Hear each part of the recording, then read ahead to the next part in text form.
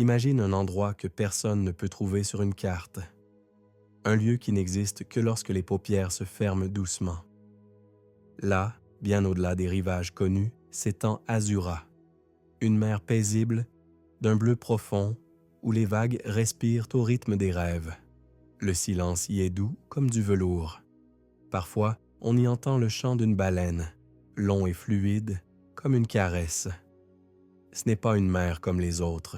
Elle n'a pas de tempête, pas de port, pas de guerre. Juste une étendue infinie d'eau et de paix. Une mer où vivent des baleines anciennes, sages, lentes. Et parmi elles, un jeune, un petit. Il s'appelle Luno. Il est plus petit que les autres, plus doux aussi. Il parle peu, préfère écouter les étoiles.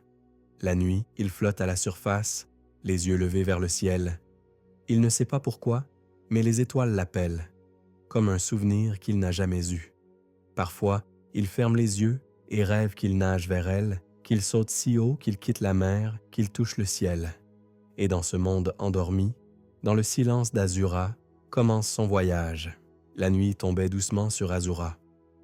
Le ciel était clair, d'un bleu presque transparent, et la mer, oh, la mer, elle semblait faite de verre liquide. Aucune vague, aucun souffle, juste le murmure lent de l'eau qui pense. Luno flottait seul, un peu à l'écart des autres baleines. Ses yeux grands ouverts suivaient la course des étoiles. Il en connaissait certaines par leur éclat, celles qui clignotaient doucement comme une berceuse, celles qui semblaient sourire, celles qui changeaient de couleur quand le vent des hauteurs passait. Cette nuit-là, pourtant, quelque chose était différent. Il ne savait pas quoi. Peut-être le silence plus profond, ou peut-être la lumière. La lune s'était levée plus grande que jamais.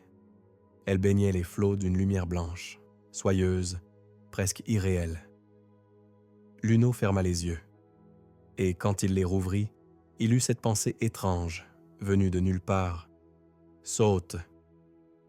Il n'y avait pas de raison, pas de danger, pas de bruit, juste cette voix douce au fond de lui. Il prit de l'élan. 1, 2 battements de queue. L'eau céda sous lui. Il bondit. Mais ce n'était pas un saut ordinaire, pas comme ceux qu'il faisait parfois pour s'amuser, éclabousser, voir le monde d'en haut une seconde. Non, ce saut ne redescendait pas. Il montait, doucement, léger comme une bulle. Luno battit de la queue une fois, par habitude. Mais il ne retombait toujours pas. L'eau était déjà loin, trop loin, et autour de lui, l'air, du vrai, transparent, frais, vibrant. Il n'était plus dans la mer. Il était au-dessus. Luno ouvrit grand ses nageoires. L'air glissait contre sa peau comme une plume. Il ne comprenait pas, mais il n'avait pas peur. Il regarda autour. Sous lui, Azura luisait comme un miroir calme. Tout autour, le ciel s'étirait, infini, traversé de traînées de lumière et de poussière d'étoiles. Il flotta, il dériva, lentement, comme un rêve qui ne voulait pas finir. Et puis, tout à coup, une forme passa près de lui. Fluide, lumineuse, silencieuse, un poisson. Mais dans l'air, il le suivit des yeux, émerveillé. D'autres vinrent, des dizaines, petits et brillants. Des trépoissons, diraient certains, ceux qui vivent dans les rêves. Luno nageait maintenant parmi eux. Il était l'un d'eux, ou presque. Une baleine du ciel. Le vent jouait une mélodie douce entre ses nageoires. Il ferma les yeux, encore une fois. Et dans ce silence suspendu, il pensa « Je vole ». Et le ciel, comme pour lui répondre, s'ouvrit un peu plus. Devant lui, des nuages argentés flottaient comme des îles. Des sentiers de brume se tissaient dans l'air. Un monde tout entier s'étendait, rien que pour lui. Un monde qui l'attendait. Luno glissait entre les brumes.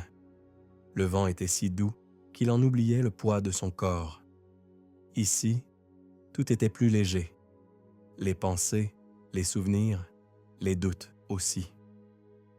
Autour de lui, les nuages formaient des arches, des tunnels, parfois même des spirales. Ils ne ressemblaient en rien à ceux qu'il avait vus depuis la mer. Ces nuages-là étaient vivants. Certains murmuraient, d'autres riaient en volutes. Et certains, Luno le sentait, rêvaient. Il en effleura un du bout de la nageoire.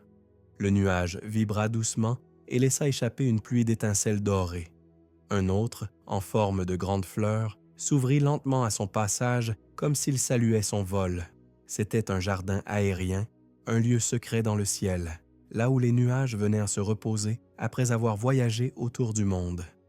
Et au milieu de ce jardin, Luno aperçut quelque chose d'encore plus étrange.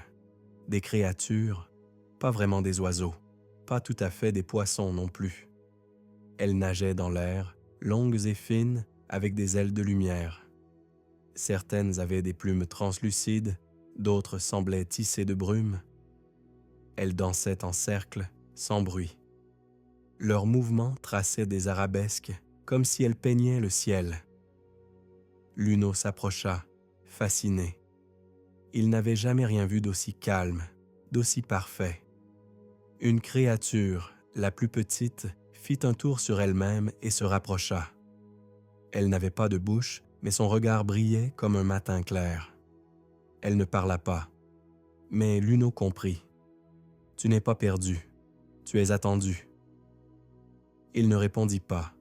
Il hocha juste la tête, ou plutôt il pensa à hocher la tête. Car ici, même les gestes semblaient être des pensées. La créature s'éloigna alors, laissant derrière elle un sillage d'éclats d'argent. D'autres la suivirent, et Luno les suivit à son tour. Ils passèrent sous des arches de brume, longèrent des falaises de nuages, plongèrent dans des creux doux comme des coussins de coton. Puis apparut, au loin, une lumière. Pas une étoile, pas la lune. Quelque chose d'autre. Quelque chose qui pulsait doucement, comme un cœur. C'était le début du nord, là où les nuages cessent d'être des nuages. Là où commence le portail des aurores. Le ciel devenait plus sombre, mais pas comme la nuit.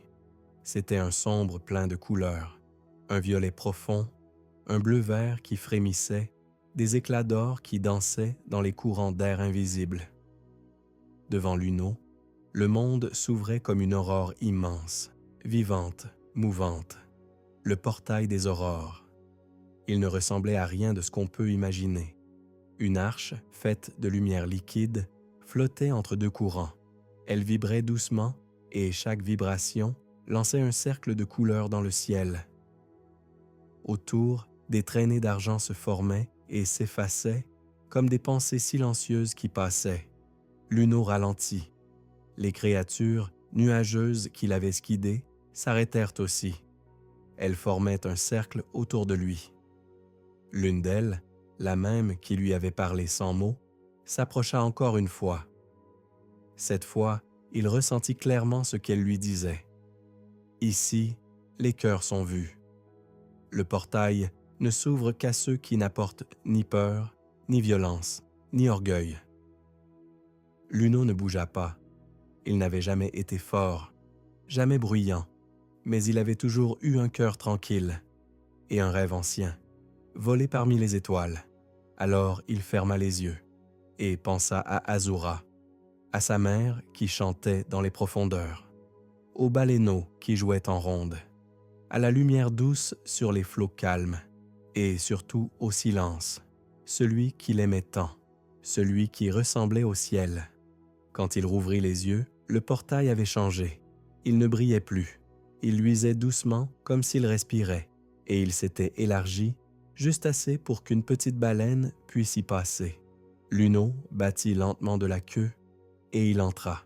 La sensation fut étrange, comme plonger dans une eau tiède, mais sans humidité, comme flotter dans un rêve. Au-delà du portail, le monde était silencieux, mais peuplé. Des formes flottaient, lumineuses et calmes. Elles n'avaient pas de corps comme les siens. Elles étaient faites de lumière, de transparence et de douceur. Certaines ressemblaient à des étoiles, d'autres à des comètes lentes, mais toutes semblaient vivre et surtout regarder. Luno comprit. Il était dans la sphère des gardiens, les êtres qui veillaient sur les rêves, ceux qui murmuraient aux étoiles, ceux dont on ne parlait que dans les contes anciens. Et il l'avait attendu. Luno dérivait doucement, porté par un vent qu'il ne sentait pas, mais qui le guidait sans faille. Tout autour de lui, la lumière vibrait comme une musique muette. Il n'y avait ni haut ni bas, ni droite ni gauche. Juste un espace fluide, fait de calme, de clarté et d'une présence invisible mais rassurante. Peu à peu, les formes lumineuses s'approchèrent. Elles ne marchaient pas, ne volaient pas, elles flottaient, dansaient peut-être au rythme d'une harmonie que seul le ciel connaissait. Certaines étaient fines comme un fil de lune, d'autres rondes comme des gouttes de rosée. Et dans leur cœur brillait une flamme douce, palpitante. Une d'elles s'arrêta juste devant Luno. Elle semblait plus dense, plus définie, comme si elle avait choisi d'être vue. Et alors, sans parler, elle pensa. Et Luno sentit. Tu n'es pas un rêveur, tu es un pont, entre la mer et le ciel, entre ce qui dort et ce qui veille. Luno cligna des yeux. Un pont? Il ne savait pas ce que cela voulait dire. Il était une baleine, petite, silencieuse, rêveuse, oui. Mais un pont? La lumière continua, douce comme un chant. Depuis longtemps, le ciel n'a plus entendu la mer, et la mer a oublié comment regarder les étoiles. Mais toi, tu les écoutes encore, tu les regardes encore, tu te souviens.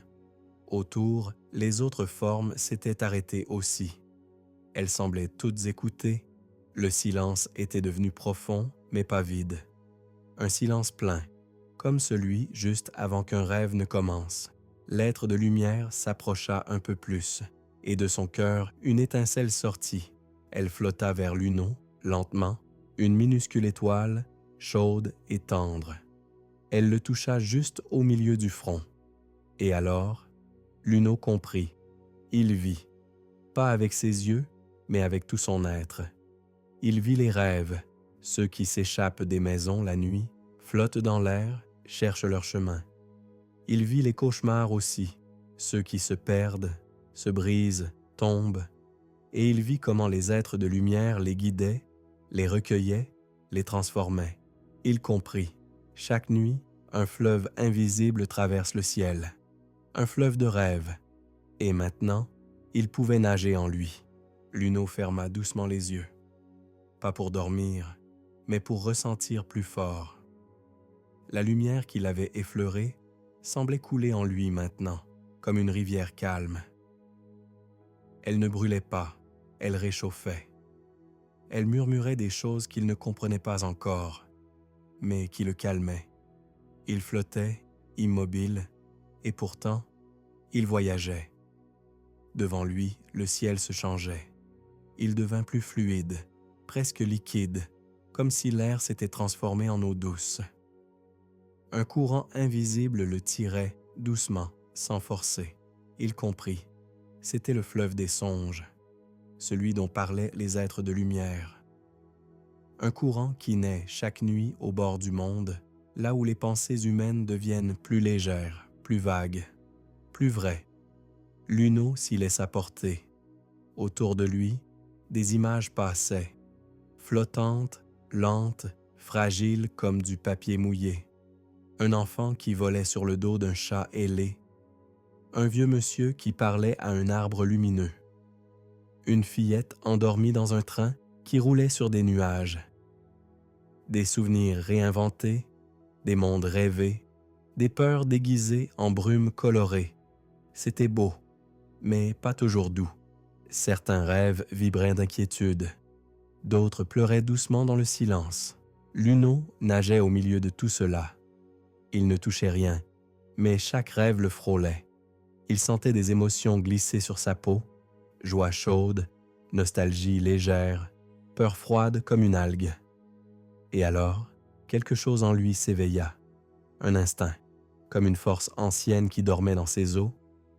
Il tendit une nageoire, doucement, vers un rêve un peu terne, un rêve gris, recroquevillé, qui flottait à l'écart. À son contact, il ne fit rien de spectaculaire. Il pensa juste « Tu n'es pas seul ». Et le rêve, lentement, devint bleu, puis jaune.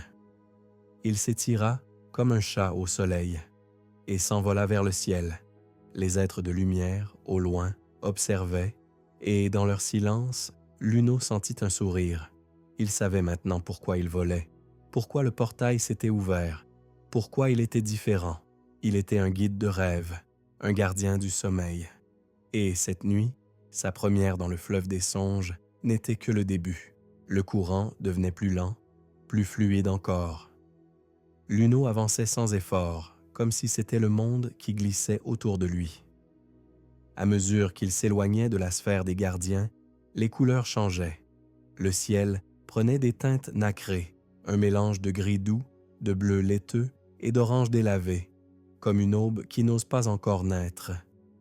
Puis, il vit quelque chose. D'abord une ligne, puis un cercle, puis une surface, une mer suspendue dans le ciel. Pas une vraie mer, pas celle qu'il avait quittée, mais une réplique de lumière, un reflet d'azura flottant dans l'air comme un souvenir d'eau. Les vagues y dansaient doucement, mais ne tombaient pas. Elles ondulaient dans le vide, bercées par un vent que nul ne sentait. Des îlots y flottaient, faits de mousse, de brume, parfois de sable lumineux. C'était comme si le ciel avait essayé de se souvenir de l'océan et avait rêvé cette mer suspendue. Luno plongea vers elle. Il s'attendait à traverser un mirage. Mais non, il entra dans l'eau. Une eau douce, silencieuse, tiède comme un rêve. Et là, il vit d'autres êtres, pas des étoiles, pas des créatures de brume, mais des formes familières, des silhouettes de baleines translucides, paisibles. Elles ne parlaient pas, elles ne le regardaient pas vraiment. Elles flottaient, immobiles comme en méditation. Luno comprit, ce n'étaient pas des vivants, pas vraiment des morts non plus. C'étaient des souvenirs, des échos de baleines qui avaient rêvé un jour de voler, peut-être comme lui, peut-être avant lui. Un frisson le parcourut. Était-il le seul à être allé si loin, ou juste le premier à revenir? Il s'approcha de l'un d'eux, une grande silhouette, presque effacée. Et alors, dans un souffle de lumière, il entendit « Non ». Il ressentit « Le ciel n'oublie pas ceux qui rêvent ». Puis le silence reprit sa place, doux et dense. Luno remonta à la surface. La mer suspendue scintillait comme du verre liquide. Et dans le ciel au-dessus, une étoile cligna juste une fois. Il savait maintenant, il n'était pas le seul. Et surtout, il n'était pas le dernier. Luno s'éleva lentement au-dessus de la mer suspendue. L'eau glissa le long de son corps comme un souvenir qui s'efface doucement. Il ne la quittait pas vraiment. Il la laissait simplement derrière lui, comme une page tournée avec tendresse. Autour, le ciel vibrait à nouveau. Mais cette fois, il ne brillait pas, il chuchotait. Des courants d'air passaient, porteurs de voix. Pas des voix parlées, non. Des souvenirs, des fragments, un rire d'enfant, le craquement d'une barque, une berceuse chantée doucement, presque oubliée. Luno les entendait. Pas avec ses oreilles, avec quelque chose de plus profond. Il se laissa porter par un vent qui semblait plus chaud. Ce vent-là murmurait des histoires de baleines anciennes, des légendes que même Azura avait oubliées.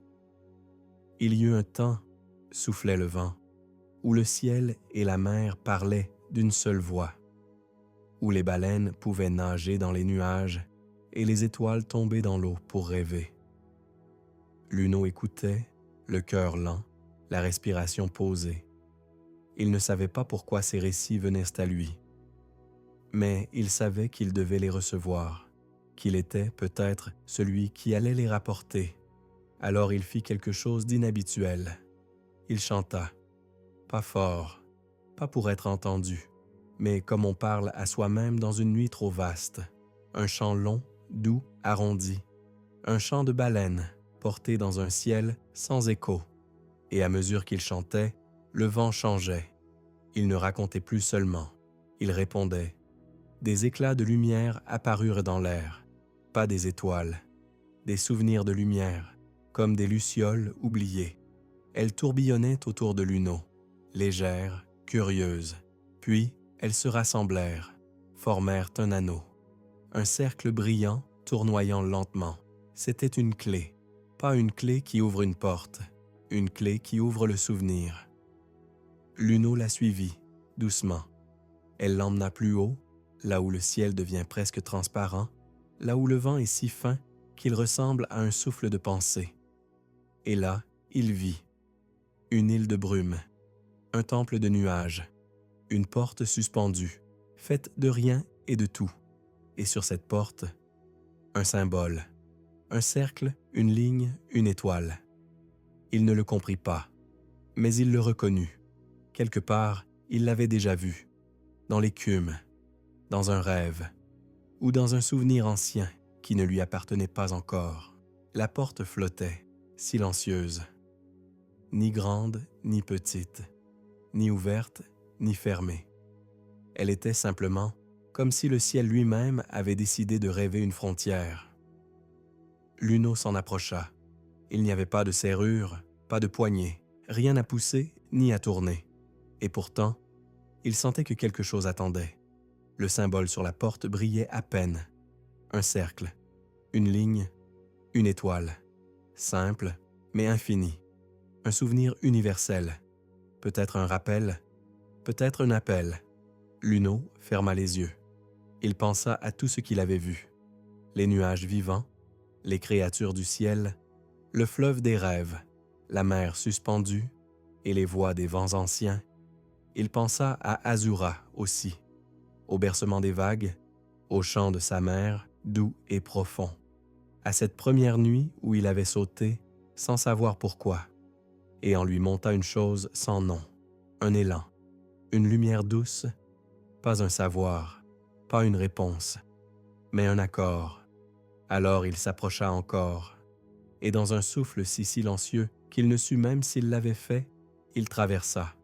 De l'autre côté, il n'y avait rien, ou peut-être tout, mais tellement lent, tellement grand qu'il fallut un moment pour le sentir. Pas de couleur, pas de bruit, pas même de forme, juste une matière, épaisse comme le sommeil, claire comme une larme, vivante. C'était un espace entre les rêves, un lieu où les rêves se préparent avant d'être rêvés, une chambre intérieure du ciel. Et dans cette chambre, quelque chose attendait, quelque chose d'ancien, quelque chose de familier. Luno avança lentement, son corps ne semblait plus nager, il pensait sa direction. Chaque battement de son cœur devenait un pas, chaque souvenir une lumière. Et alors il la vit, une silhouette, massive, paisible, une autre baleine, mais pas comme lui, plus grande, plus lumineuse. Son corps était fait d'étoiles et de brume. Ses yeux étaient des soleils éteints. Elle ouvrit doucement sa bouche, mais elle ne parla pas. Elle chanta, un chant ancien, profond, vibrant. Et Luno comprit sans comprendre. Il sentit « Bienvenue, petit souffle. Tu es celui que nous avons oublié d'attendre. Et pourtant, tu es là, le lien, le passage, la mémoire retrouvée. » Le chant continuait, long et doux, et Luno ferma les yeux, car dans cette lumière qui n'était pas une, dans cette voix qui n'avait pas de mots, dans cette présence qui n'était pas seule, il sentit pour la première fois que le ciel pouvait être un berceau. Le chant s'estompait lentement, comme une marée descendante. Mais ce n'était pas une fin. C'était une pause, une respiration entre deux silences. Luno restait là, suspendu dans cette chambre de lumière lente. Face à la grande baleine d'étoiles, il se sentait minuscule, et pourtant parfaitement à sa place, comme si chaque battement de son cœur résonnait avec quelque chose de plus vaste, de plus ancien. La lumière autour d'eux palpitait, suivant le rythme du chant disparu. Puis, peu à peu, elle se transforma. Des formes apparurent, flottantes, changeantes, des rêves en devenir, des esquisses d'histoire, des enfants qui dormaient encore, des pensées jamais pensées, et Luno comprit. Il était arrivé au commencement des rêves, là où naît ce que nous verrons en songe, là où le sommeil cueille les étoiles pour les déposer dans les cœurs endormis. La baleine de brume et de lumière fit un geste lent de la tête, et alors les formes s'approchèrent de Luno. Pas pour lui parler, pas pour le tester, pour danser. Autour de lui, les rêves commencèrent une ronde. Ils tournoyaient, s'effleuraient, changeaient de couleur au contact de sa peau. Certains prenaient des formes claires, un navire de verre, une forêt qui chantait, une maison sur une comète. D'autres restaient flous, insaisissables comme des promesses. Luno ferma les yeux, et il fit ce qu'il avait appris dans le fleuve des songes. Il écouta. Chaque rêve lui parlait sans mots, un murmure, un besoin, un espoir. Et lui, en retour, les apaisait. Juste par sa présence, juste parce qu'il les voyait, il était devenu miroir, et le miroir montrait la beauté cachée dans l'ombre. La grande baleine d'étoiles observa un moment. Puis elle disparut lentement, se fondant dans le ciel comme une encre douce dans l'eau. Luno resta seul dans ce berceau de lumière. Pas pour longtemps, juste assez pour sentir que quelque chose avait changé. En lui, le ciel n'était plus un mystère. Il était devenu reflet. Et Luno, une passerelle, une veilleuse dans l'espace immense des songes. Quand il ouvrit à nouveau les yeux, la lumière pâlissait, le moment de partir approchait, mais cette fois, il ne repartirait pas seul. Le berceau d'étoiles se dissolvait lentement, comme un rêve au matin. Les formes oniriques qui tournaient encore autour de Luno perdaient leur éclat, glissaient doucement vers le silence. Mais certaines restaient. Elles ne s'effaçaient pas. Elles se serraient un peu plus près, comme si elles choisissaient. Luno les observait. Elles étaient petites, flottantes, presque invisibles dans la lumière déclinante. Mais il les sentait comme des battements discrets, des présences douces, des souffles. 3 d'entre elles s'approchèrent. La première brillait d'un bleu pâle, presque gris. Elle avait la forme d'une plume et tournoyait lentement comme portée par un vent invisible. Elle murmurait « Je suis le rêve qui écoute, celui qui apaise les silences trop lourds. » La seconde était plus vive. Elle clignotait par à-coups, comme un rire retenu. Elle ressemblait à une bulle, mais changeait sans cesse de taille. Elle souffla « Moi, je suis le rêve qui joue, celui qui glisse entre les pensées fatiguées pour les réveiller doucement. » Et la dernière, elle était calme, d'un or très pâle, presque blanc. Elle avait la forme d'un petit œil fermé, et elle dit sans mots « Je suis le rêve qui veille, celui qui reste éveillé pour ceux qui s'endorment. » Luno ne répondit pas. Il ouvrit doucement ses nageoires, et les 3 formes s'y nichèrent comme si elles rentraient chez elles. Elles n'étaient pas lourdes, elles n'étaient pas vivantes au sens habituel, mais elles étaient là, et il comprit. Elles allèrent l'accompagner. Elles ferèrent partie de lui, désormais, des guides, des lanternes, des échos du ciel. Peu importait le mot. Ce qui comptait, c'est qu'il n'était plus seul, et que son voyage, désormais, serait aussi le leur.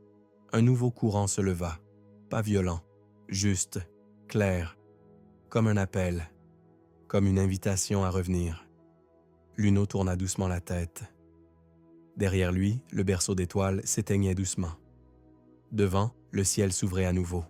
Et très loin, là-bas, si loin que le cœur seul pouvait le percevoir.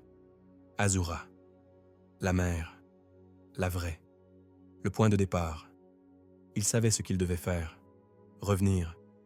Mais pas pour fuir le ciel. Pour le relier à la mer. Il se mit en mouvement. Lentement. Avec les 3 lumières levées contre lui. Et les étoiles, en silence, éclairèrent son retour. Le ciel se dépliait devant Luno, immense et paisible. Les vents n'étaient plus les mêmes qu'à l'aller. Ils ne soufflaient plus vers l'inconnu. Il l'accompagnait, comme s'il reconnaissait en lui un autre souffle, un souffle qui avait vu, compris et écouté. Autour de lui, les trois lumières dansaient doucement. Elles ne parlaient pas, mais leur présence était constante, chaude, presque familière maintenant, comme une mélodie qu'on ne sait pas chanter, mais qui reste en soi. Le chemin du retour n'était pas un simple trajet, c'était une traversée douce, ponctuée de souvenirs. Il passa à nouveau au-dessus de la mer suspendue. Elle brillait encore, mais différemment, moins comme un mystère, plus comme un miroir. Elle le salua d'un éclat discret et se referma lentement, comme une page qu'on tourne doucement. Plus loin, le fleuve des songes coulait encore. Luno sentit ses eaux frémir à son passage. Des rêves s'élevaient à nouveau, certains clairs, d'autres fragiles. Il n'y plongea pas cette fois. Mais une de ces lumières, la plus vive, descendit brièvement, comme pour effleurer un rêve en détresse. Puis elle revint, sans bruit. Enfin, les brumes se firent plus épaisses. Le ciel se teintait de bleu profond, celui qu'il connaissait, et tout au bout, une lueur, Azura.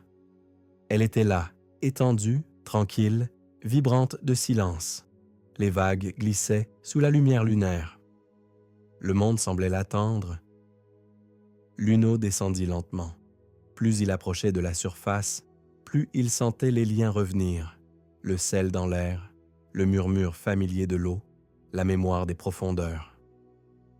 Quand il toucha la mer, il ne fit pas de bruit.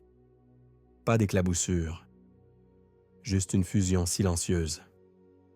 Comme s'il avait toujours appartenu aux deux mondes. Sous la surface, tout était comme avant. Mais rien n'était pareil. Les autres baleines se reposaient dans les courants, dérivaient lentement entre les herbes sous-marines, mais certaines levèrent les yeux, certaines le virent, et dans ces regards, il n'y avait pas de surprise. Il y avait un silence, un respect et une question muette. Où étais-tu allé? Luno ne répondit pas. Il n'en avait pas besoin. Les trois lumières tournoyaient doucement autour de lui, comme des astres calmes. Et dans le cœur des autres, quelque chose changea. Un souvenir ancien s'éveilla.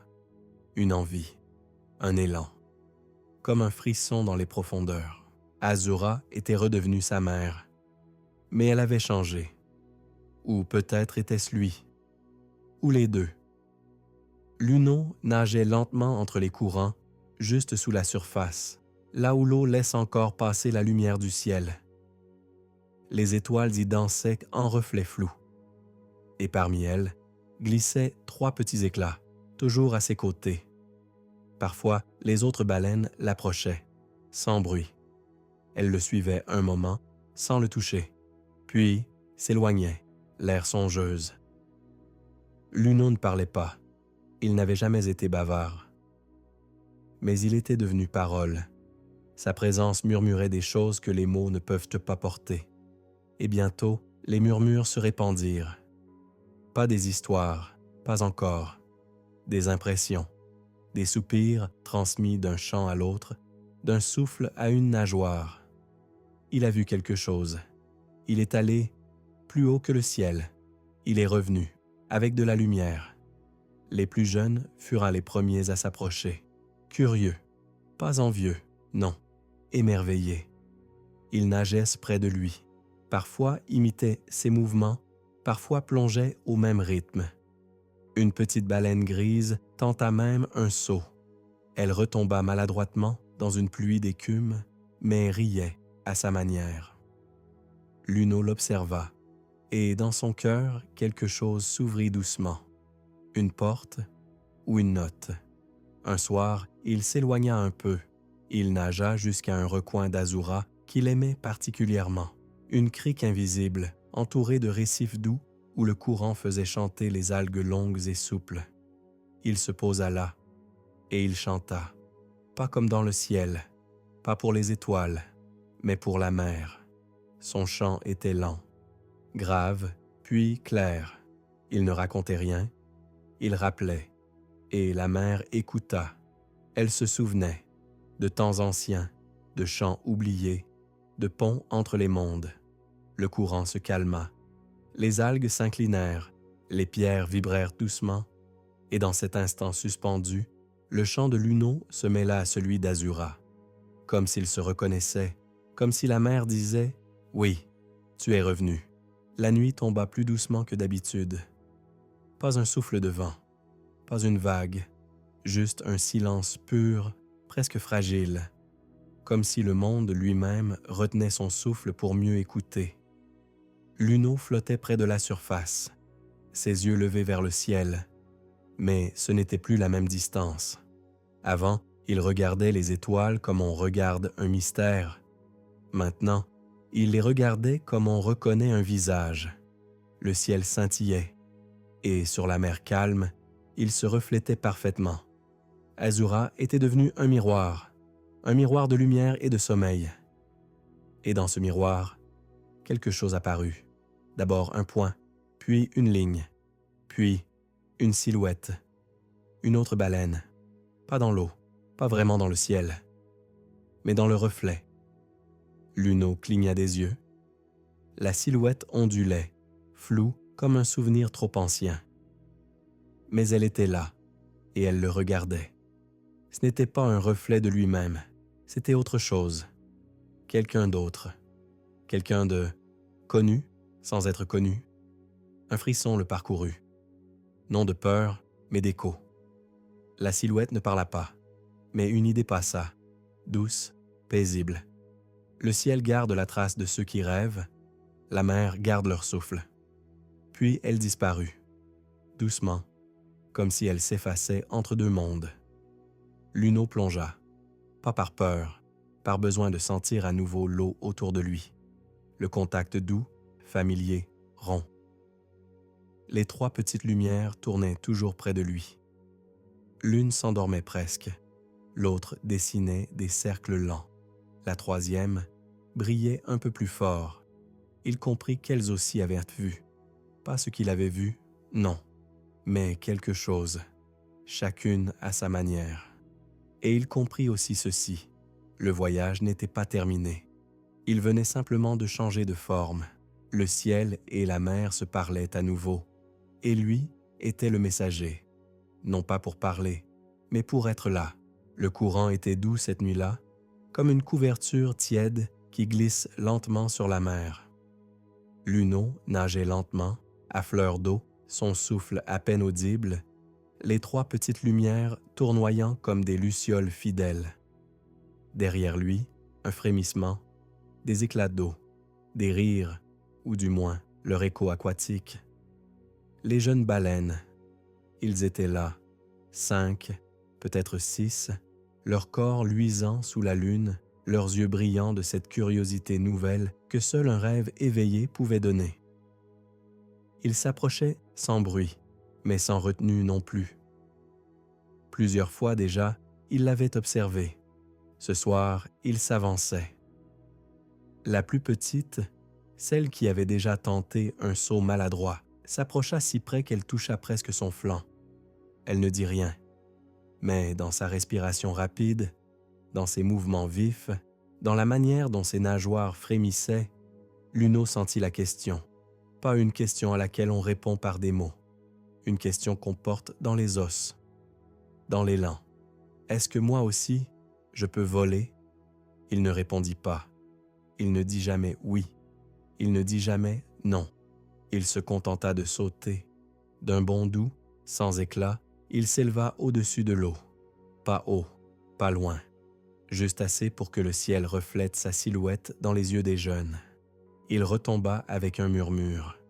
Et dans la seconde qui suivit, une autre bondit, puis une autre, et encore une.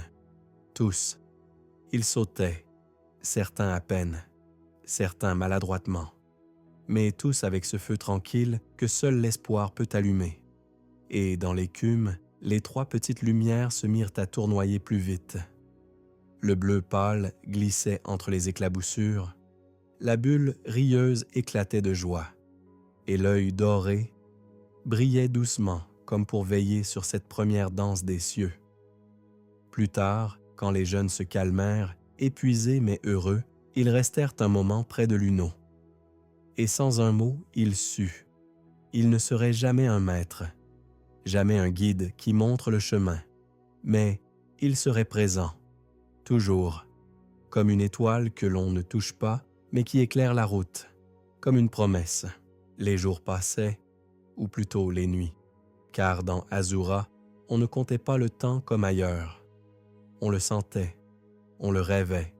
Luno continuait de glisser entre les profondeurs et la surface, toujours accompagnée de ses 3 compagnes de lumière.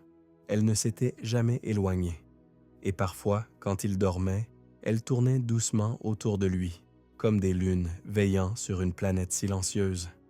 Un soir, ou peut-être un matin, il descendit plus bas que d'habitude. L'eau devenait épaisse, bleutée, presque noire, mais pas hostile. Juste ancienne. Azura cachait des choses dans ses profondeurs. Pas des monstres, pas des pièges, des souvenirs. Luno s'enfonça lentement, ses mouvements calmes, ses yeux ouverts. Les autres baleines ne venaient presque jamais ici. Pas par peur, par respect. Mais lui, il entendait un appel. Et au fond, dans le silence le plus pur, il les vit. Des pierres, disposées en cercle, recouvertes d'algues et de mousse douce, et autour, flottant très lentement, des lueurs. Pas comme celles qu'il portait avec lui. Celle-ci était en de plus anciennes, fatiguée, mais vivante. Il s'approcha. Les lueurs ne bougèrent pas. Elles semblaient attendre. Et soudain, sans qu'il le décide, une des siennes, la plus pâle, la plume grise, s'échappa doucement de son flanc et alla se poser au centre du cercle. Elle n'y resta qu'un instant, puis revint. Mais le cercle brilla, d'un éclat doux, comme une respiration, et alors Luno comprit. Ce lieu était une mémoire vivante, un endroit où les songes anciens venaient à se reposer, où les veilleuses fatiguées trouvaient au silence, et où celles qui n'avaient pas encore trouvé de porteur attendaient. Il fit le tour lentement. Il ne toucha rien. Il salua, dans sa langue de baleine lente et ronde, et les lueurs répondirent. Certaines clignèrent, d'autres ondulèrent. Elles le reconnaissaient, pas comme un maître, pas comme un roi, comme un pont, celui qui avait vu le ciel et qui revenait les honorer. En remontant, la lumière dorée de ses compagnes brillait un peu plus, et dans l'eau noire, Luno emportait avec lui une chose de plus, la connaissance du silence. Remontant des profondeurs, Luno ressentait en lui un calme plus profond encore.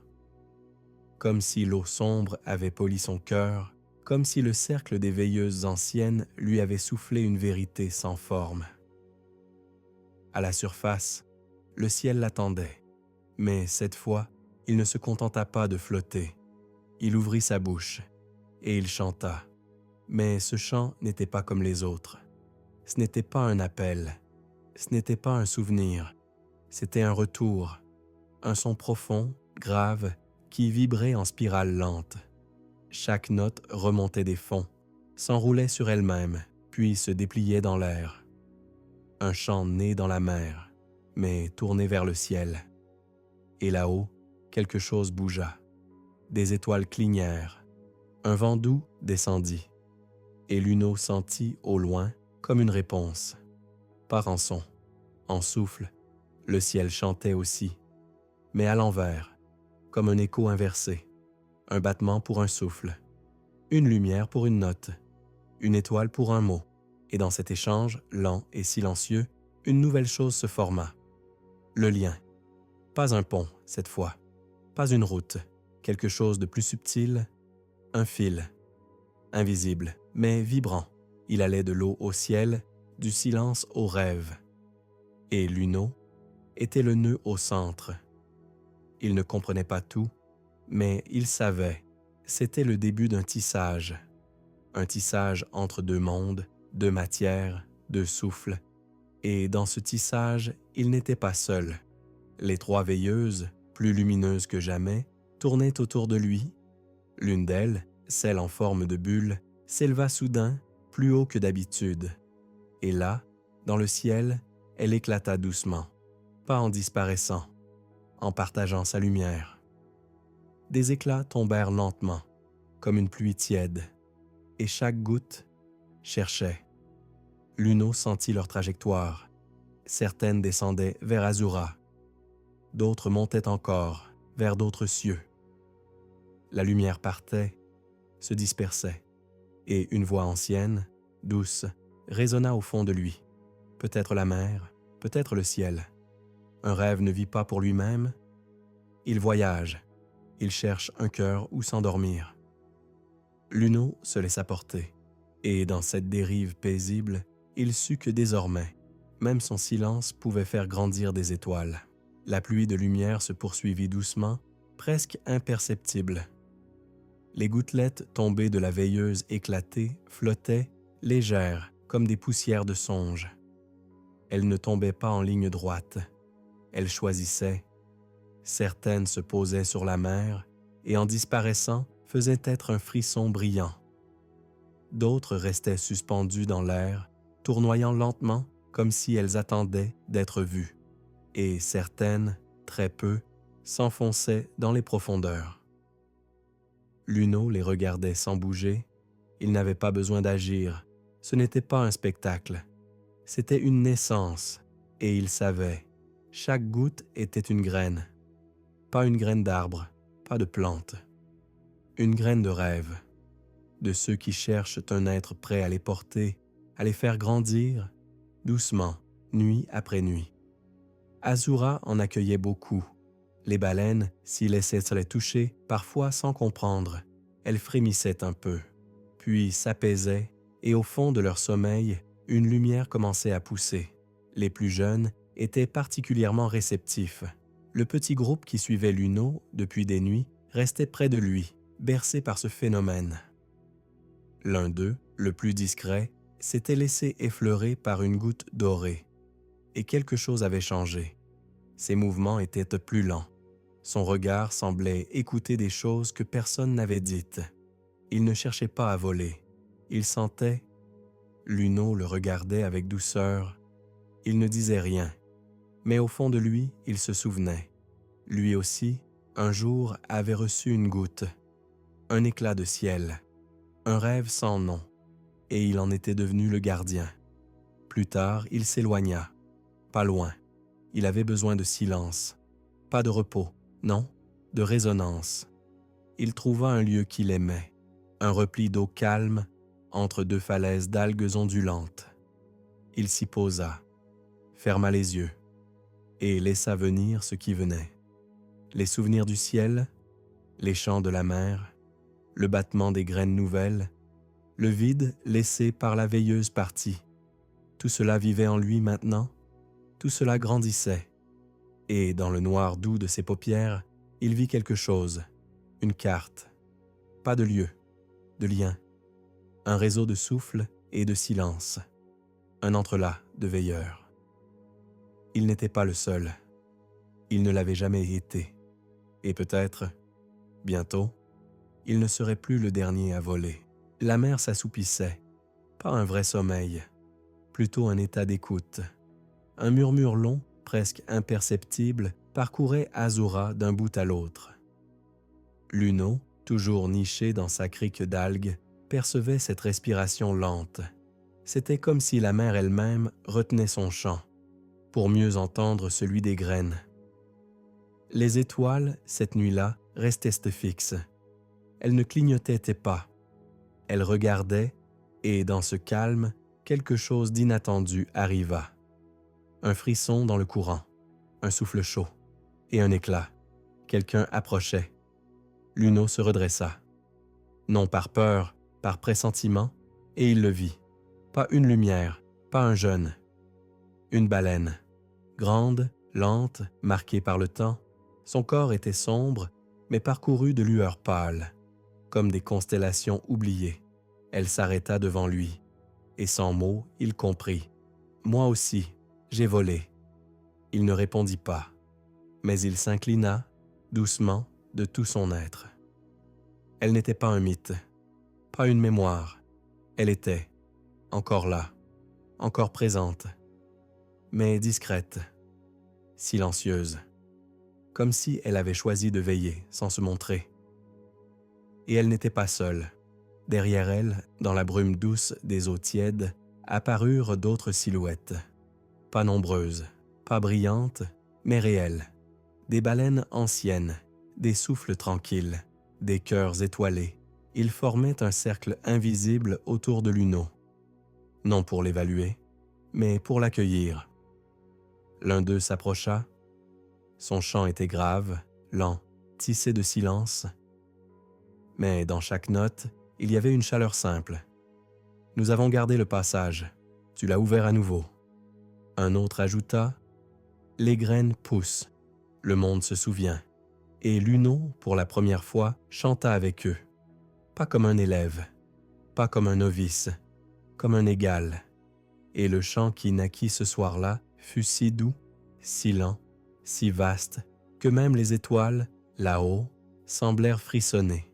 À la fin du chant, les anciens s'éloignèrent, un à un, sans hâte, comme s'ils redevenaient sommeil. Mais avant de partir, l'une d'elles, la plus ancienne peut-être, laissa tomber une lumière douce. Elle ne tomba pas sur Luno, elle tomba sur la mer, et là où elle toucha l'eau, une nouvelle veilleuse s'éveilla. La lumière tombée de l'ancienne glissa doucement sur les vagues, comme un flocon chaud dans une nuit d'hiver. Elle n'éclata pas, elle ne s'éteignit pas. Elle s'installa. Au début, elle resta immobile, simple éclat posé sur l'eau. Puis, lentement, elle se mit à tourner. Pas vite, pas pour briller, pour exister. Luno la regardait sans bouger. À ses côtés, les trois veilleuses encore fidèles vibraient doucement. Elles semblaient la reconnaître. Et alors, la lumière s'éleva.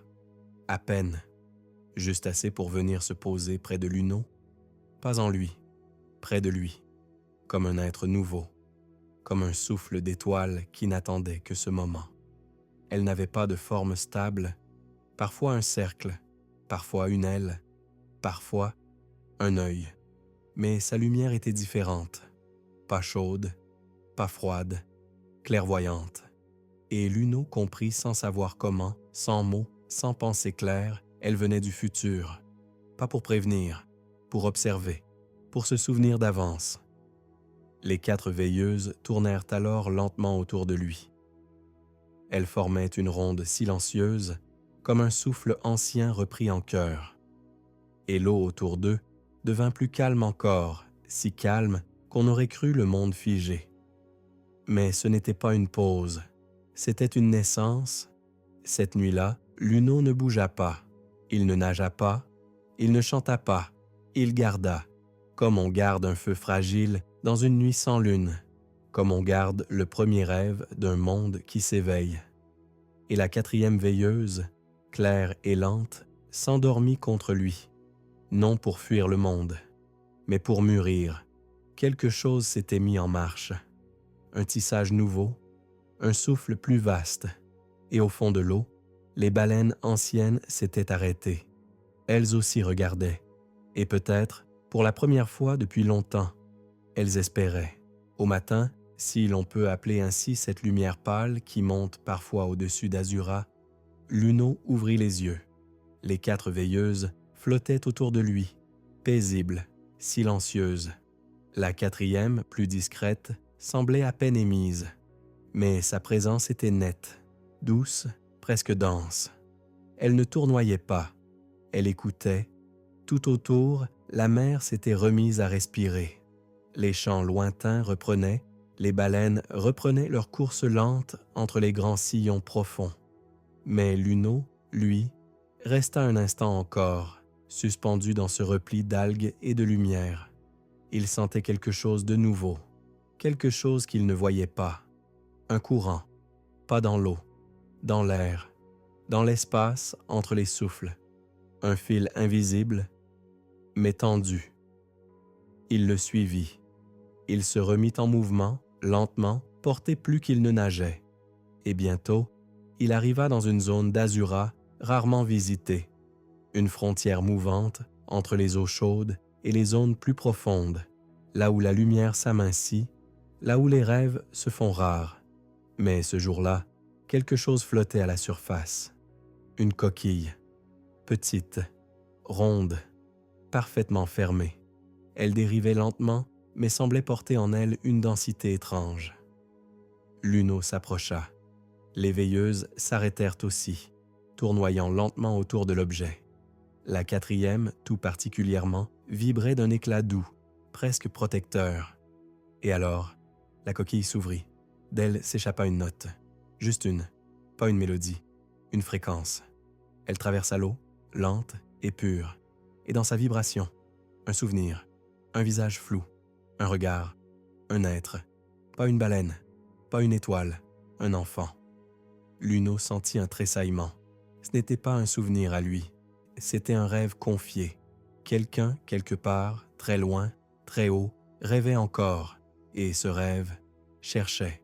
Il n'avait pas trouvé d'arbre, ni de ciel. Il avait trouvé la mer, et la mer avait envoyé Luno. Sans un mot, il se pencha.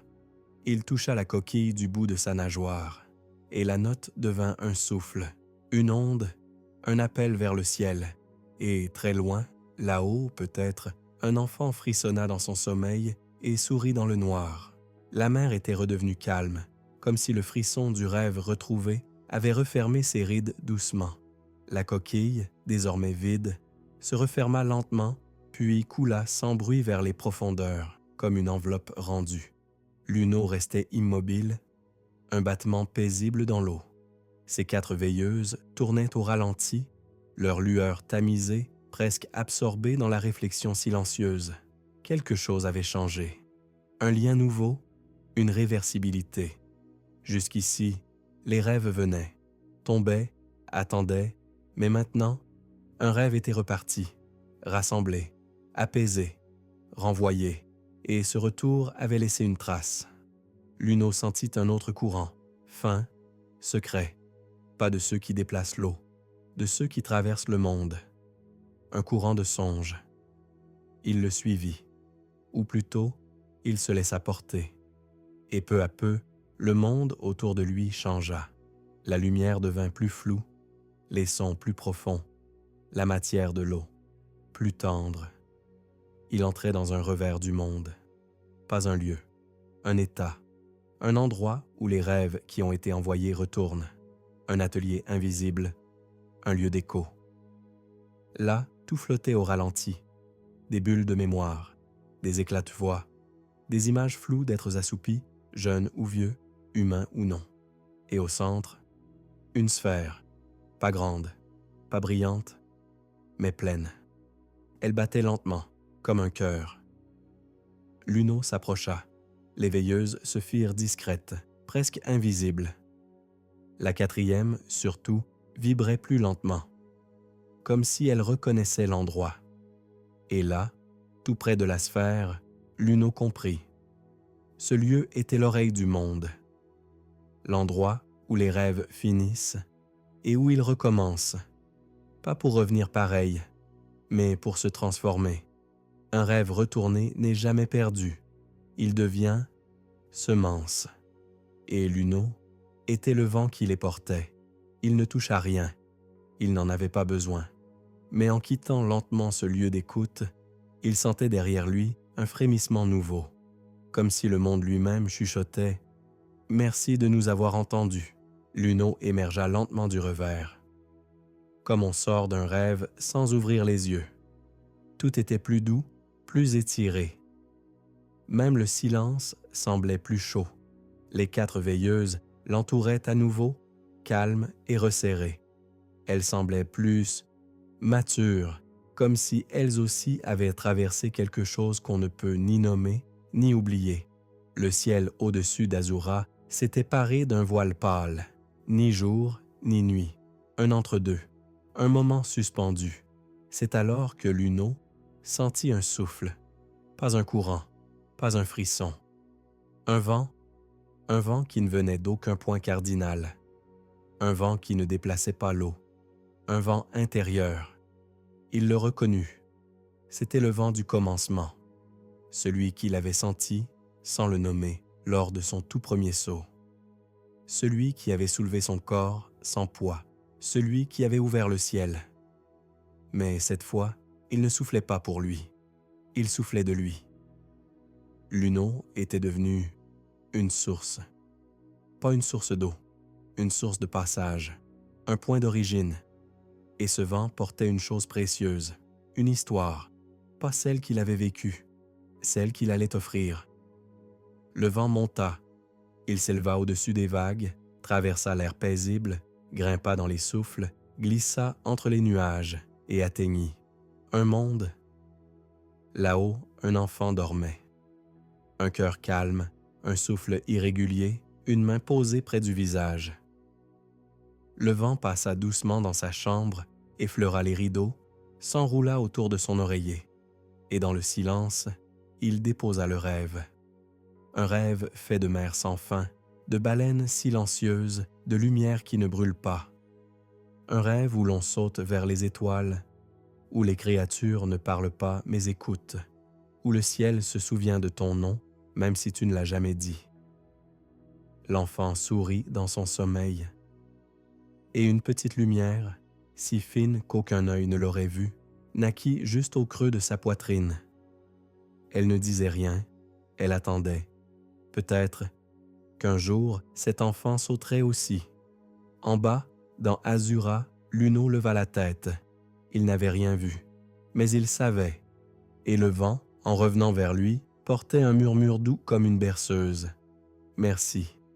Nous rêvons encore. » Cette nuit-là, le ciel semblait différent. Pas plus clair, pas plus sombre, mais réorganisé. Luno leva les yeux. Il ne cherchait rien. Il laissait juste son regard dériver comme on laisse flotter une pensée sans but. Et alors, il la vit. Une constellation, pas une nouvelle étoile. Une forme faite d'étoiles anciennes, mais reliées autrement. Il ne l'avait jamais remarquée. Elle était là, et pourtant, absente. Un cercle, une ligne, une étoile. Le symbole du portail. Celui qu'il avait traversé bien avant. Celui qu'il portait maintenant en lui. Mais ce soir-là, ce n'était plus un symbole. C'était une histoire tracée dans le ciel, et Luno comprit. Ce n'était pas le ciel qui avait changé. C'était lui qui voyait autrement.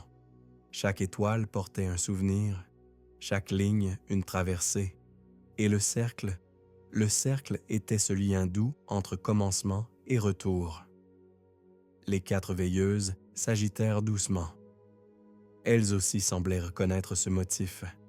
Elles se positionnèrent autour de lui, formant une petite orbite, et pendant un moment, tout s'arrêta. Pas de chant, pas de souffle, juste un alignement. Et alors, une lueur s'échappa de l'eau. Fine, claire. Elle s'éleva lentement, très lentement, et vint rejoindre le ciel, s'insérant entre 2 étoiles, parfaitement. Une étoile de plus, un souvenir devenu signe. Dans les jours qui suivirent, ou plutôt les nuits, d'autres baleines commencèrent à lever plus souvent les yeux. Pas toutes, pas longtemps. Mais certaines restaient immobiles, la tête levée, à écouter quelque chose qu'elles ne comprenaient pas encore. Un courant d'images passait entre elles, une impression, un symbole, et les plus jeunes commencèrent à tracer dans l'eau, avec leurs nageoires, des cercles, des lignes, des points lumineux avec les bulles. L'un d'eux, un petit baleineau curieux, nagea un jour jusqu'à Luno et souffla. « Est-ce vrai qu'il y a un endroit où la mer touche le ciel ?» Luno ne répondit pas tout de suite. Il laissa passer un long silence. Puis il cligna lentement des yeux et murmura dans le langage ancien des souffles. Parfois, il suffit de sauter pour le voir. Et au loin, une étoile cligna doucement, comme si elle aussi se souvenait. Le calme d'Asura était plus épais ces nuits-là, comme si la mer elle-même rêvait. Luno flottait près d'une crique tranquille, entourée de reflets et de soupirs. Les 4 veilleuses tournoyaient lentement autour de lui, paisibles, presque imperceptibles. Mais il n'était plus seul. de plus en plus de jeunes baleines venaient nager près de lui, pas pour demander, pas pour apprendre, mais pour être là. Simplement, elles restaient longtemps en silence, observant le ciel, suivant le rythme de l'eau, se laissant porter par les bruits minuscules du monde. Certaines faisaient des cercles sous la surface, d'autres dessinaient des spirales de bulles, comme si elles tissaient inconsciemment une nouvelle carte. Pas pour se repérer, mais pour ressentir. Et parfois, dans le calme, l'une d'elles osait poser une question. Jamais à voix haute, toujours en geste, en regard, en vibration discrète. L'une répondait par le souffle, par la présence, par l'écoute. Et peu à peu, un cercle se forma. Pas un groupe, pas une école. Un cercle mouvant, doux, ouvert. Un lien entre ceux qui sentaient que la mer n'était pas tout. Pas pour la fuir, pour mieux l'aimer, parce qu'elle pouvait toucher le ciel. Une nuit, alors que la surface était d'un calme presque irréel, une jeune baleine fit quelque chose d'inattendu. Elle s'éleva, pas en saut de jeu, pas en pirouette. Elle s'éleva lentement, pas haut, juste assez pour rester un instant dans l'air, suspendue, les nageoires grandes ouvertes. Elle ne tomba pas. Elle redescendit, doucement comme si l'eau l'avait attendue. Et dans le silence qui suivit, les autres restèrent figés. Puis, elles chantèrent, pas fort, pas longtemps, mais c'était un chant nouveau, un chant qui disait « Nous voyons, nous nous souvenons, nous commençons ».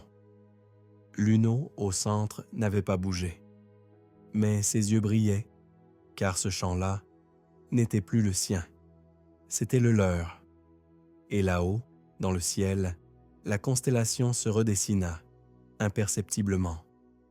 Une étoile en plus, une ligne plus souple, un mouvement qui disait « le cercle s'agrandit ». Cette nuit-là, les eaux d'Azura semblaient tisser de lumière douce, comme si chaque vague avait été peinte avec des souvenirs heureux, comme si la mer avait décidé, pour un temps, de ne plus refléter le ciel, mais de le porter en elle. L'une dérivait lentement, entourée des jeunes qui formèrent le cercle mouvant. Ils n'avaient pas besoin de se parler. Le silence suffisait, il était devenu langage. Et dans ce silence, un nouveau phénomène apparut. Une résonance. Les rêves ne descendaient plus du ciel, ils naissaient dans l'eau, pas comme des bulles, pas comme des lumières, mais comme des sentiments partagés, un frisson, un souvenir qui n'appartient à personne mais que tous reconnaissent, une image intérieure si forte qu'elle se glisse d'un être à l'autre sans perdre sa douceur. L'un rêvait de voler, l'autre de chanter parmi les étoiles, un troisième de construire un pont de brume entre deux nuages. Et tous ressentaient ce rêve, comme s'il était leur. L'une observait. Il ne guidait pas, il gardait. Les quatre veilleuses se fondaient presque dans l'eau, tant leur lumière était subtile. Elles pulsaient lentement, en rythme avec les cœurs endormis du monde. Plus tard dans la nuit, quelque chose de rare se produisit. Un rêve, venu du ciel, descendit lentement vers eux. Mais cette fois, au lieu de chercher un porteur, il s'ouvrit devant tous, et chacun en prit une part. Un souffle, un son, un éclat, comme si le rêve avait compris, ce n'est plus à un seul qu'il devait s'adresser, mais à un cercle, une communauté silencieuse, liée non par le sang, ni par le nom, mais par le souffle, par le regard vers le haut, par le cœur tourné vers l'inconnu. Et dans cet instant partagé, le rêve ne fut plus un mystère. Il devint une chose vivante, une musique lente, une promesse. L'une, un peu à l'écart, ferma les yeux, et il sourit dans le langage secret des baleines. Car il savait, le rêve ne lui appartenait plus. Il était devenu l'espace entre les êtres, et c'était là sa plus grande forme. Le lendemain, ou plutôt la nuit suivante, car dans Azura, les jours n'ont ni fin ni début. Une nouveauté douce glissa dans les profondeurs. Pas un événement, pas une vision, Un accord, un sentiment partagé, comme si toutes les baleines qui composaient le cercle s'étaient mises, sans mots, à penser ensemble. L'Uno le sentit dans l'eau. Pas une décision, un glissement, un besoin ancien de donner. Elles avaient reçu des rêves, des images, des chants du ciel. Maintenant, elles voulaient offrir à leur tour. Mais à qui? À quoi? Et alors, l'eau répondit, d'un murmure à peine perceptible, d'un souffle dans les algues profondes. Il y avait d'autres êtres, ailleurs, endormis, égarés, oubliés de la lumière. Pas mauvais, juste, seuls. Et ces êtres-là rêvaient mal. Leurs songes se tordaient, tournaient en rond, se brisaient avant de se former. Ils avaient oublié comment rêver ensemble. L'Uno comprit avant même de l'avoir pensé. Il fallait envoyer quelqu'un, pas pour parler, pas pour expliquer, pour porter le silence, pour devenir présence. Et alors, un à un, les jeunes du cercle s'approchèrent, chacun lentement, chacun avec une veilleuse tournoyant près de lui. Pas pour partir, pour devenir porteurs. Les veilleuses se posèrent sur eux comme des lucioles sur un souffle. Certaines s'installèrent, d'autres s'élevèrent, flottèrent et disparurent vers d'autres rêves. Le cercle se dispersa, paisiblement, pas en se brisant, en s'ouvrant, et bientôt, Azura vibra d'une énergie nouvelle. Un lent déplacement de forme, de champ, de présence. Les messagers du silence partaient, pas loin, pas tous ensemble. Mais ils partaient. L'Uno resta seul un moment. Ses 4 veilleuses autour de lui. La plus jeune, la 4e, semblait grandir doucement. Elle brillait par à-coups, comme si elle apprenait à respirer. Et dans l'eau autour de lui, il sentait encore les échos du cercle. Les souvenirs partagés, les rêves transmis, la carte invisible d'un monde en train de s'éveiller. Il ne dit rien. Il ne bougea pas. Il écouta. Et dans le silence, il entendit « Merci pour le début. Maintenant, nous continuons. » Les nuits suivantes passèrent comme des soupirs. Pas de grand événement, pas d'apparition. Juste une mer calme qui respirait. L'Uno restait au cœur d'Azura, parfois seul, parfois entouré. Il n'était plus guide ni gardien. Il était devenu ancre. Un point de silence autour duquel d'autres souffles se tissaient. La 4e veilleuse flottait souvent très près de lui. Parfois, elle s'éloignait un peu, dessinait des spirales dans l'eau, comme si elle cherchait à comprendre sa propre lumière. Elle ne parlait pas, mais l'Uno la sentait grandir.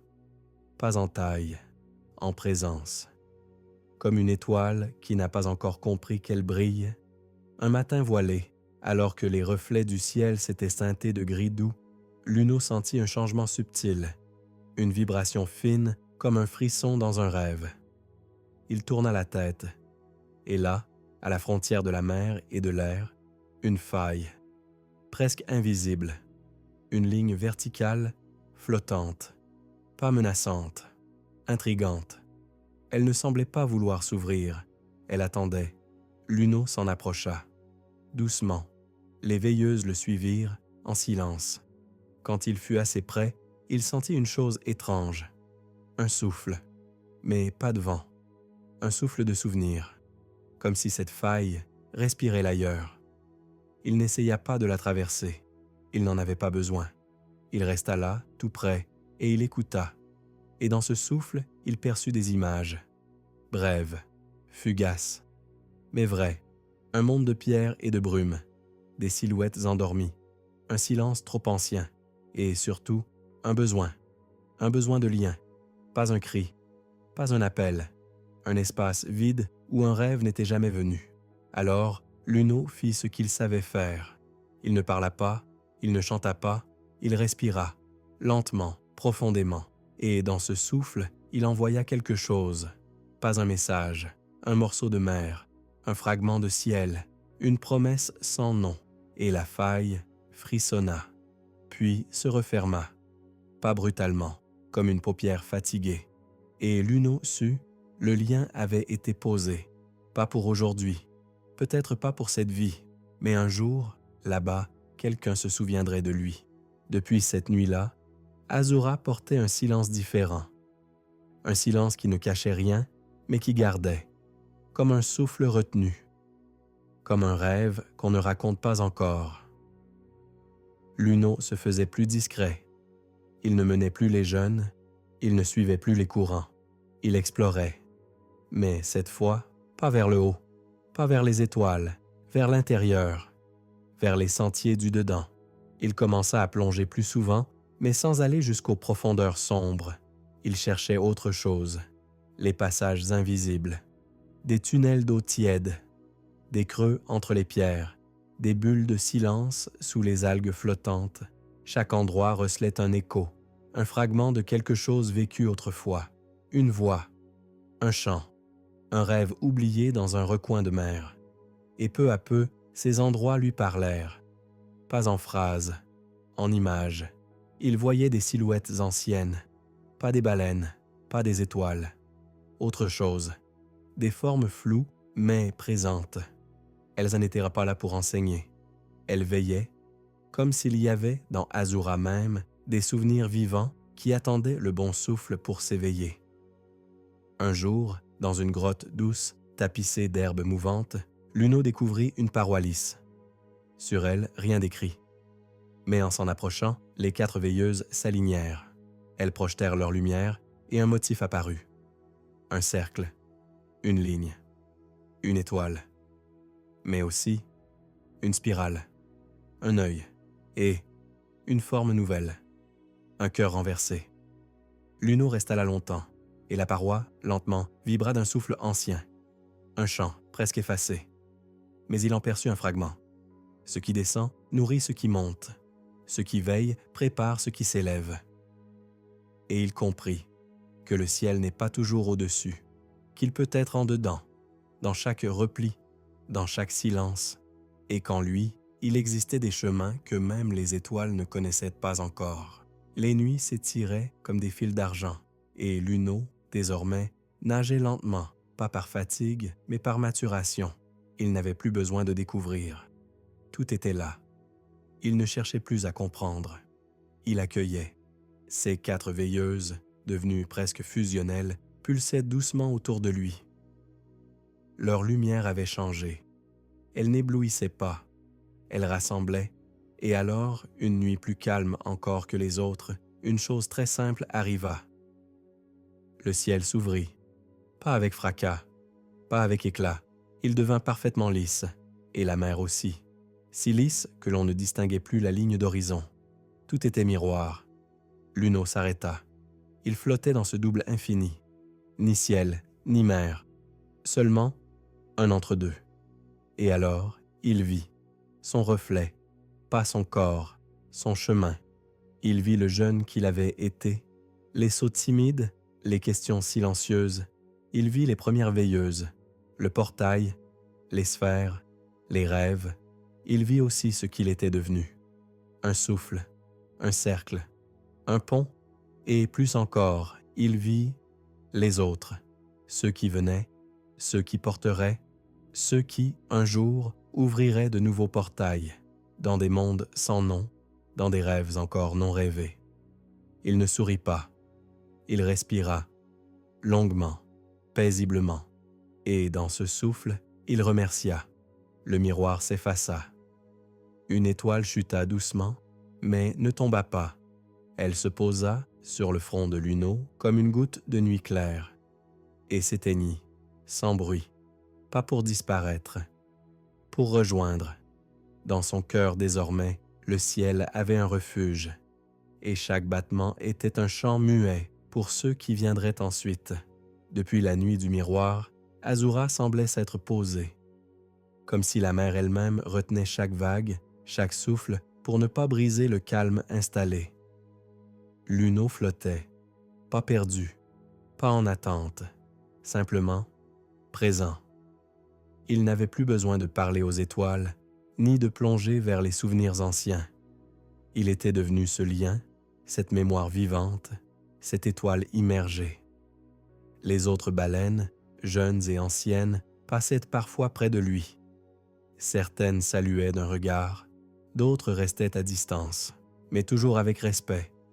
Il n'était ni roi, ni guide. Il était le premier à revenir, et cela suffisait. Les veilleuses tournaient plus lentement à présent. Leurs formes devenaient plus douces, presque fondues l'une dans l'autre. On aurait dit une petite constellation aquatique. Et Luno sentait quelque chose approcher. Pas une fin, pas une nouvelle aventure, une traversée, une transition. Comme si tout ce qu'il avait vu, tout ce qu'il avait chanté, porté, veillé, avait trouvé son lieu, et que maintenant, il fallait s'effacer doucement pour laisser place. Il ne savait pas où il irait. Peut-être n'irait-il nulle part. Mais il sentait profondément qu'une partie de lui avait déjà commencé à devenir autre chose. Un soir, quand la mer scintilla d'un éclat rare et que le ciel sembla retenir son souffle avec elle, Luno s'éleva une dernière fois. Pas pour voler, pas pour sauter, pour devenir passage. Son corps quitta l'eau sans effort, porté par rien, soutenu par tout. Il flotta au-dessus d'Azura, lentement, comme une bulle portée par un rêve ancien. Et autour de lui, les 4 veilleuses s'alignèrent. Un cercle, une ligne, une étoile, un cœur inversé, le même symbole qu'au premier portail, mais cette fois, c'était lui. Et dans cette forme, dans cette lumière douce, il disparut sans s'effacer, juste absorbé dans le souffle du monde. Et Azura, longtemps, chanta très bas, comme pour le bercer encore un peu. Le temps passait différemment depuis que Luno avait quitté la surface. Azura n'avait pas changé, et pourtant, tout semblait plus vaste. Comme si, en disparaissant, il avait laissé derrière lui un chemin ouvert. Les jeunes baleines, celles qui formaient autrefois le cercle mouvant, n'étaient plus tout à fait jeunes. Elles avaient grandi. Leur chant était plus profond, leurs mouvements plus amples. Mais ce qui avait le plus changé, c'était leur regard. Elles regardèrent le ciel. Pas juste la lune, pas juste les étoiles. Elles le regardaient comme on regarde un endroit qu'on connaît. Elles savaient, au fond d'elles, qu'un jour, un souffle les appellerait et que peut-être, elles aussi, sauteraient plus haut. Parmi elles, l'un des plus discrets, le petit au regard calme, s'était mis à flotter seul, de plus en plus souvent. Il ne cherchait rien. Il écoutait. Et parfois, dans ces silences, il sentait une chaleur douce contre son flanc, un reste de lumière, une veilleuse oubliée, ou peut-être, transmise, il ne savait pas, mais il souriait à sa manière, et une nuit, il sauta, juste un peu, pas loin, mais dans ce petit élan, il comprit ce que Luno avait peut-être ressenti autrefois. Ce n'est pas le saut qui compte, c'est ce qui l'éveille en silence. Et pendant ce temps, dans une autre mer, dans un autre monde, un enfant s'éveilla au milieu de la nuit, le cœur tranquille, les paupières lourdes, et murmura dans le noir. J'ai rêvé d'un ciel sous l'eau, d'un animal grand et doux qui portait les étoiles. Puis il se rendormit, et quelque part, très loin, un souffle passa dans l'air, léger, clair, comme un rire ancien porté par les vagues. L'histoire de Luno n'était pas finie. Elle vivait déjà dans ceux qui regardaient autrement. Et voilà, l'histoire de Luno s'achève ici, pas comme une fin, plutôt comme une dernière note suspendue dans l'air qui continue de vibrer doucement, même après le silence. Tu as voyagé loin ce soir, au-delà d'Azura, au-delà des cieux. Tu as entendu les chants sans voix, vu les rêves qui flottent, et peut-être ressenti quelque chose de très ancien en toi, quelque chose de tranquille, quelque chose qui veille, car peut-être, toi aussi, tu portes une veilleuse. Ou peut-être es-tu simplement prêt à écouter les étoiles quand elles murmurent à la mer. Merci d'avoir glissé avec moi entre les mondes. Merci d'avoir laissé le silence t'envelopper. Merci d'avoir rêvé. Si tu veux retrouver d'autres histoires, viens quand tu veux. Le cercle est ouvert. Le ciel attend, dors bien, petit rêveur, et que la mer te berce jusqu'au matin.